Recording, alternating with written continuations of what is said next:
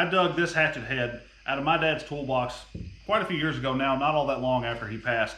It's 1 1/8 pounds, made in China, and not all that old, so there's really nothing special about it except that it belonged to him. And I finally broke down the other day, bought a new handle for it, and I think it's high time we put this thing back to work. We're going to do some shaping on the handle just to get it to fit right. We'll take you along on the journey. My name's Reagan. This is the GWP Homestead.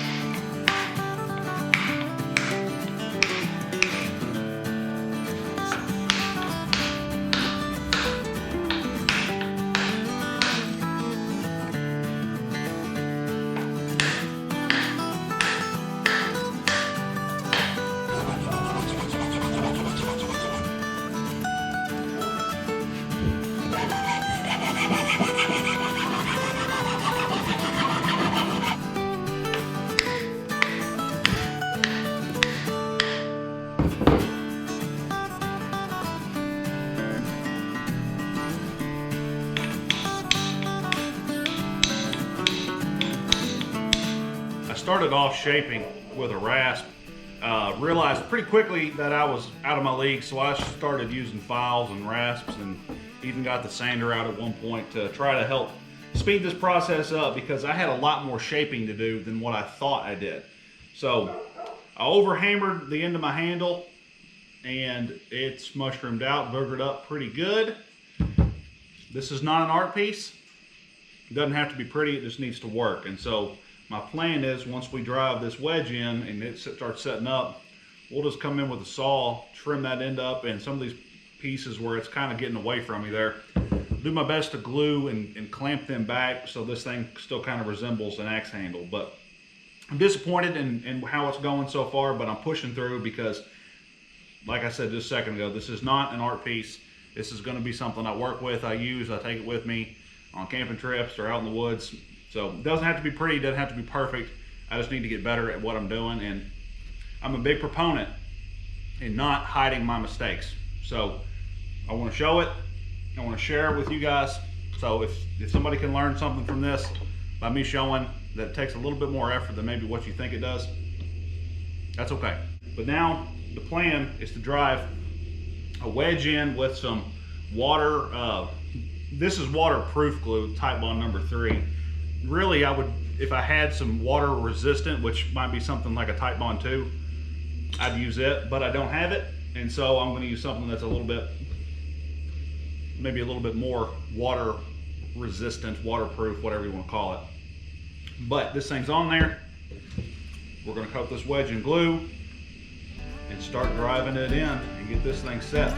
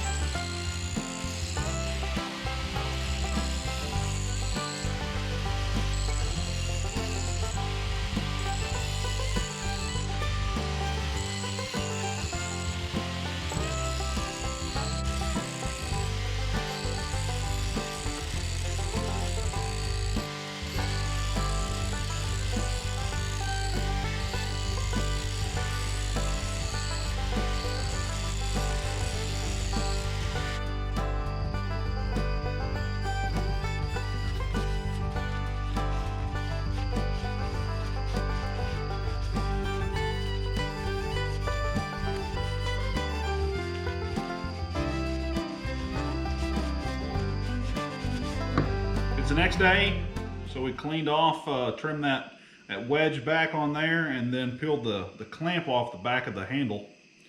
And aside from having some glue, kind of a glue stain down at that end, I'm pretty happy with the feel of it. We still have a little bit of a grip there, kind of a shelf for your hand so it doesn't want to slip down too far. And then I kind of just preliminarily cleaned up that edge, but it's going to need more with the grinder and or the file to get that nice and sharp for swinging and chopping and, you know, putting it to work. But for now, it's better than what it was. And, you know, with a coat of boiled linseed oil on that handle, I'm really happy with my work here. You know, if I wanted to tell the truth on myself, and if you've done this quite a few times, I bet you could tell. This is the first axe, hatchet, anything like that I've rehandled. So, you know, there was a learning curve with it. I've seen a bunch of people do it on, you know, watching it here on the internet, just like you guys do. I've seen a bunch of people do it, and there's more work to it than what I was expecting, but I'm happy with the result. This thing has been sitting in my toolbox that, you know, I inherited from my dad, and it's been sitting there calling my name. We're going to take this on camping trips. We're going to put it to work around the farm. I am so happy to have this done now, and, you know, I've kind of got a few other hatchets here. That's a little Boy Scout or camp hatchet, whatever. You know, it's got a little notch cut in the head right there for, I'm assuming, pulling nails. We used to use this one to cut kindling by the fireplace growing up. We'd bust kindling, bust 2x4s up, you know, just to get the fire started. So that edge has hit a brick hearth quite a few times, and it's definitely worse for the wear, but we can clean that up one of these days. And that handle on there is probably a little overkill for that small head. I mean, that's probably just more of a hammer handle, really. But that one's been there for a while. That's one that I've just had, and I've done some work with it because it's the only one that had a good reliable handle on it, but I don't really care for that one too much. That plastic handle isn't much. And then I inherited this one from my grandfather. And, you know, I don't think there's anything special about this one either. I think it's a Craftsman or something, but, you know, we don't discriminate around here. We'll put it to work. If it's useful, we'll put it to work. I'm just really happy with how this turned out. Glad to have it done. It's been hanging over my head for a while, and we'll clean it up a little bit more. You'll see it around. Make sure you're subscribed to our channel so you can keep up with whatever we're doing, whether we're using this, cleaning up brush and timber stand improvement on our property, however we're doing that, or taking it on camping trips. A lot of different ways we'll put it to use. We appreciate you guys watching this video. Comment down below how you'd have done it differently. Tell me I'm an idiot. Tell me you liked it. Doesn't matter to me. I appreciate it. Thank you guys for watching our channel. Subscribe if you haven't already. My name's Reagan. This is the GWP Homestead. See y'all soon.